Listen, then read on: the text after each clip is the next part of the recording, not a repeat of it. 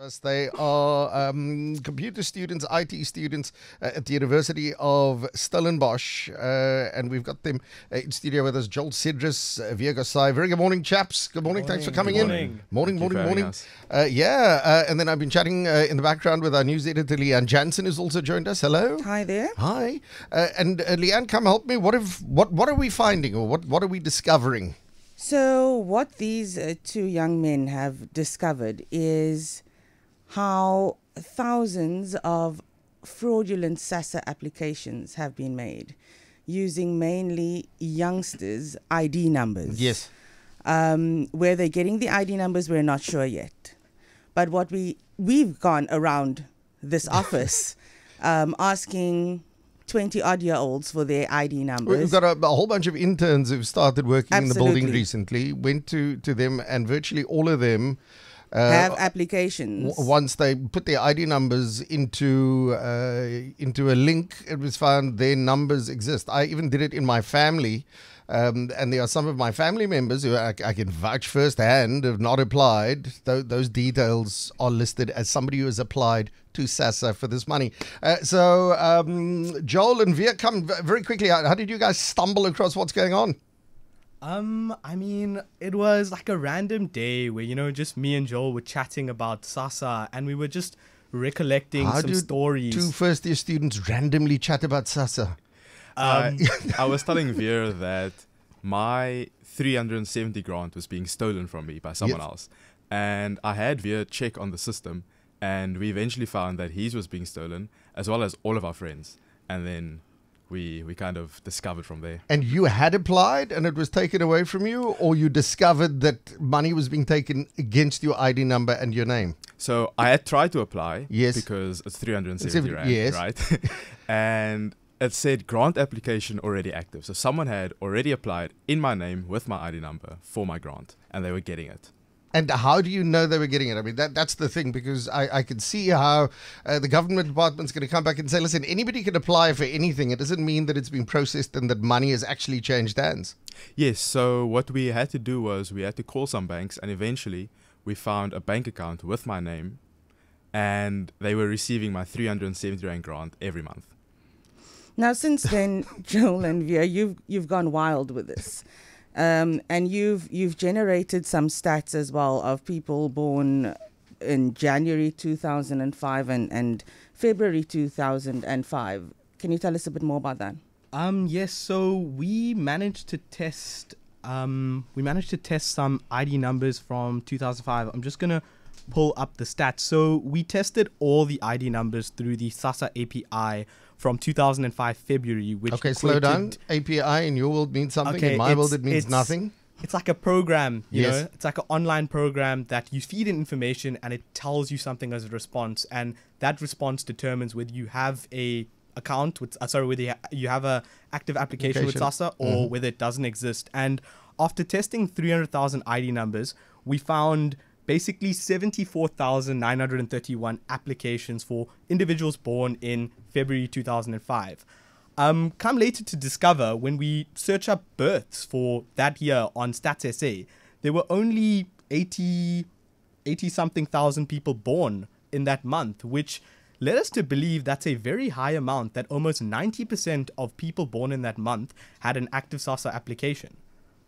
And that also doesn't correlate with unemployment figures, because the youth in South Africa has an unemployment rate of 60.8%, but we have applications reaching 90 to 100% of all of them.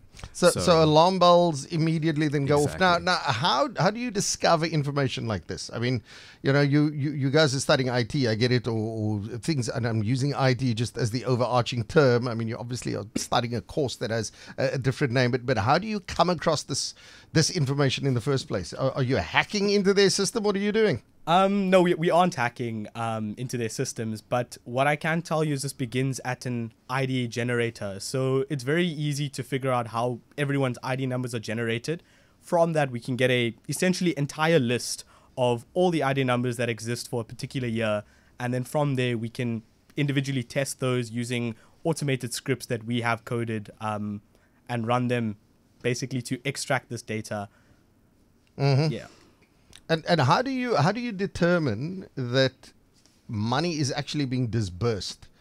But because I mean, my understanding is anybody can apply. I mean, I can go to if it's a Home Affairs website, I can pretend to be somebody else if I'm doing business with government. That doesn't mean that if I apply for an ID online that it's actually going to be issued based on the application. I'd like to think that if you're going to get money through a bank or through any other payment means, that the verification process at that level would make sure that the money doesn't end up being paid. How, in your cases, did money end up in other people's hands? So, the situation that basically happened was the phone number that was registered to my SASSA application was not my phone number. So a fraudster was able to use a fraudulent SIM card to register my ID number to get the SASSA grant.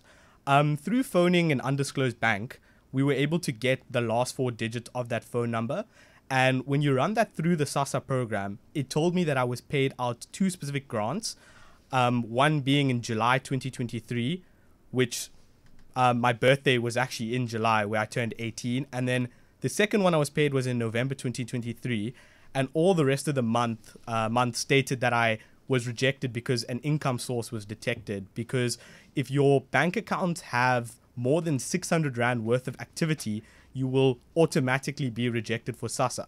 Mm-hmm. This was concerning as well, because at the time, in the 2 months where I was paid SASSA grants, I definitely did have more than 600 Rand worth of activity in my bank accounts. So that was a bit concerning at how SASSA's fraud detection system failed to work. All right. What is also concerning, though, is, Aiden, these are first-year students, you know? Which is the thing. I mean, I take nothing away from you guys. Absolutely. And I mean, you've done absolutely amazing work. But dare I say it, if 2 kids with formative knowledge, you know, I mean, they've not graduated, these are not IT experts, not by any means, but if they can start uncovering this, I'm wondering what the well-paid consultants who work within government ranks are either doing or not doing, and what they're being paid for. If you guys can stumble across something and logically just follow the trail, you know, you're following the crumbs as they're lying there in front of you. Okay, so let's go to the banks, let's do this, let's do that, let's understand employment rates, let's understand birth rates. Things don't correlate here. Further thing I need to ask, how do you go from an ID number and a fake phone number to opening a bank account? Because you've got to open it in your name. There's nothing that says this ID number, if you put it into an automatic generator, it doesn't spit out Joel Cedris, for instance. It's very easy to social engineer. All I need is a little bit of details from you. If I have your ID number through 3 undisclosed government portals which leak back information, I can get your real phone number, I can get your real email, I can get your real name, full name. As a matter of fact, I've just got some information here that I've queried from 3 undisclosed government databases, and I want to get Aiden's reaction. Could you please confirm if the last 3 digits of your cell phone number are 366? You bastard. Yes. So through a little bit of digging in about half an hour, I was able to discover this. Come on, it can't be that easy. It is. Don't that tell me easy. it's that easy. As a matter of fact, the last 3 digits of your ID number are 084. Is that correct? No. Yes, it is. Yes, it is. For the record, it is. But I'm saying no because, like, no. No, they it can't tested be. this on I media.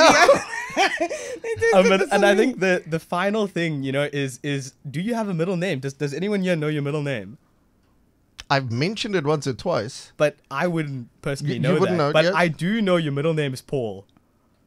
So you got my full name, my full ID number, and And my your phone phone number. number. And This government sites. this is straight off government websites. that And we you're not can't hacking disclose. anything. Yes, we are currently in the process of reporting these issues to the government. But the craziest thing is this is probably enough information for me to open up a bank account on your ID number and funnel payments from SASSA through that bank account to myself.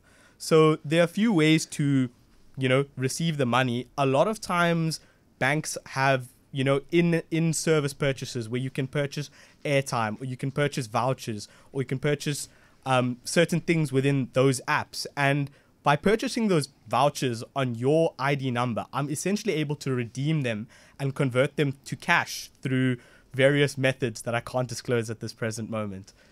I'm still trying to understand how, in the absence of a physical ID, you're able to get money paid.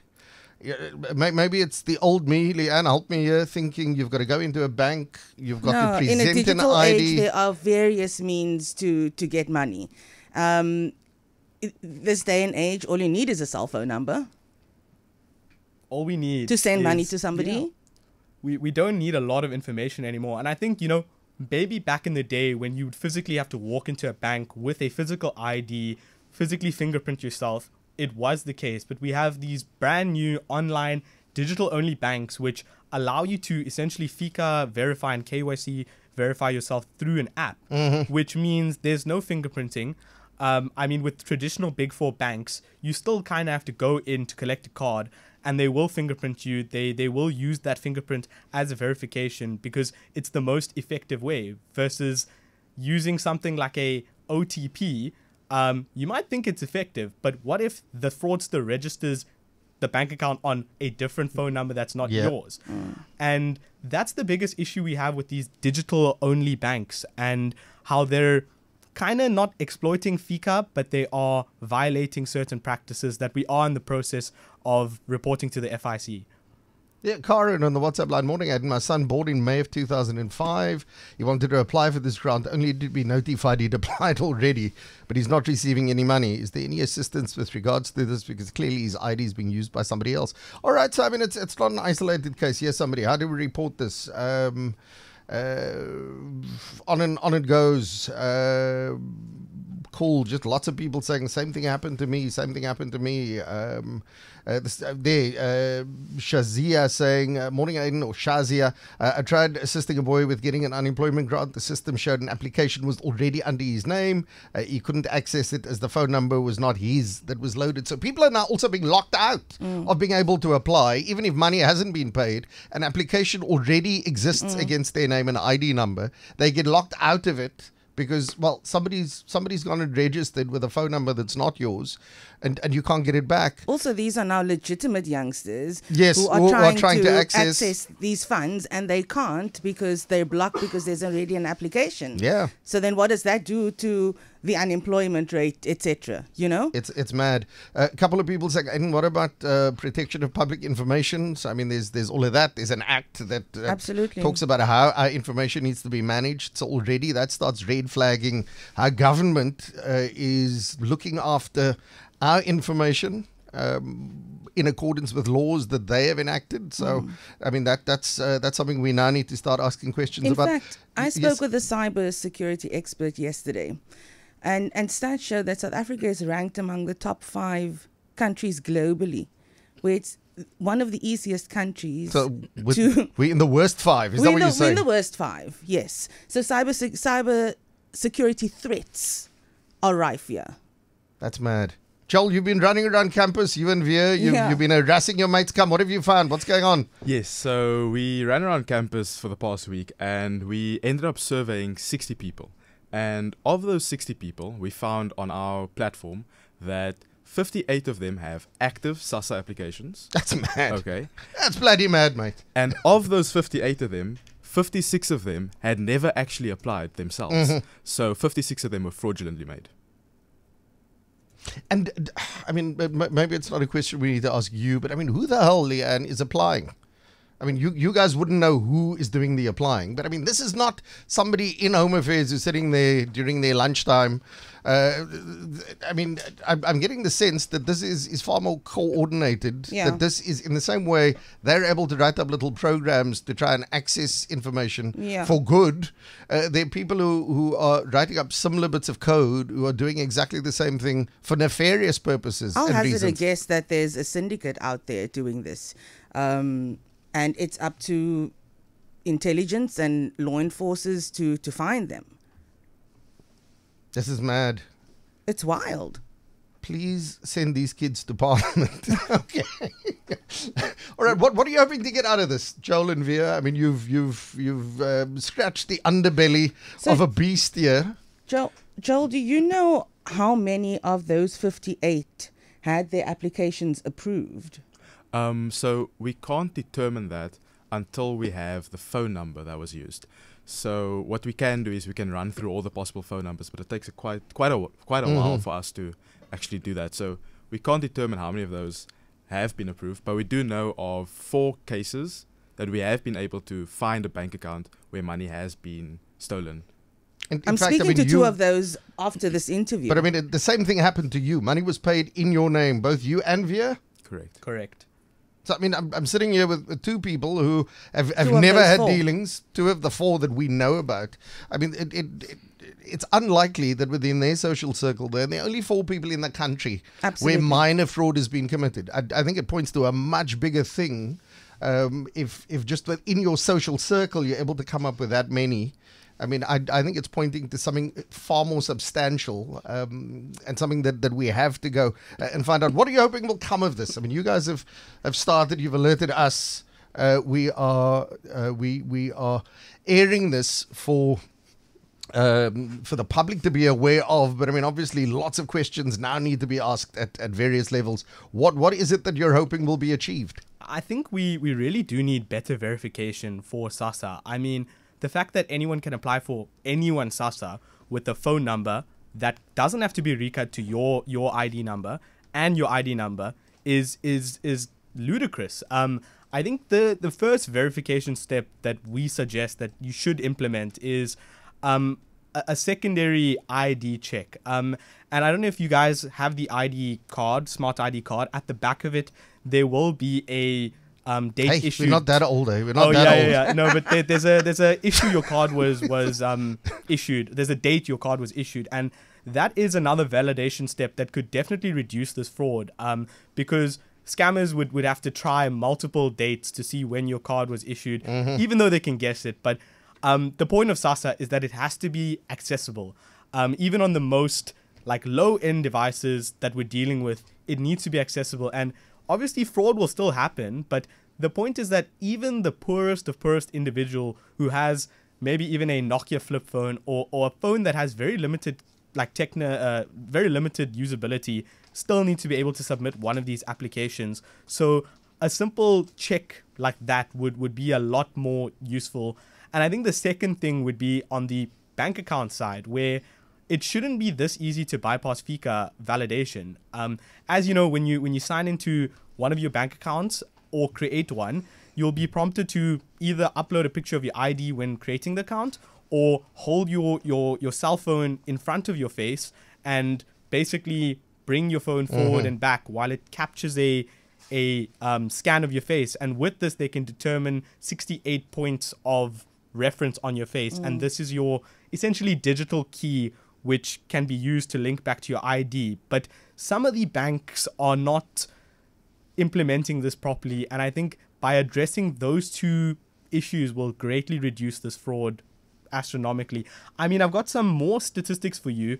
Specifically, we managed to test all the ID numbers from the 1960s to 2007. And we found some pretty interesting results because people born before 1987, so essentially we tested the first 500 male and female ID numbers for every year for January 1st, and we found people born before 1987 had below 50% of applications submitted, and then above that, around 2000, it was at about 70, but it's highly concerning that from 2002 to 2006, that over 90% of the ID numbers returned having applications with SASSA. So these are astronomically high numbers that don't coincide with youth unemployment. And when we actually tested the individual dates, which we managed to do for 2006, we saw a high volume of applications available from January to mid-June. And after June, it's essentially flatlined. So we tested the first 50 male and female ID numbers for each day of 2006, and around about 60 to 80 returned back as having applications from January to mid-June, and after that it's 2 or 3 per day. So these are slightly concerning numbers, which could mean that certain banks may have patched certain loopholes in their FICA in mid-June, but that doesn't get rid of the fact that this fraud is still happening on those ID numbers that have already been processed. Absolutely. Mm-hmm. And there's no way of dialing that back without knowing that they were legitimate applications or not. I'm going to park the conversation for just a moment. It's almost time for the 9 o'clock news, but let's take the 8:30 headlines. Heart FM News.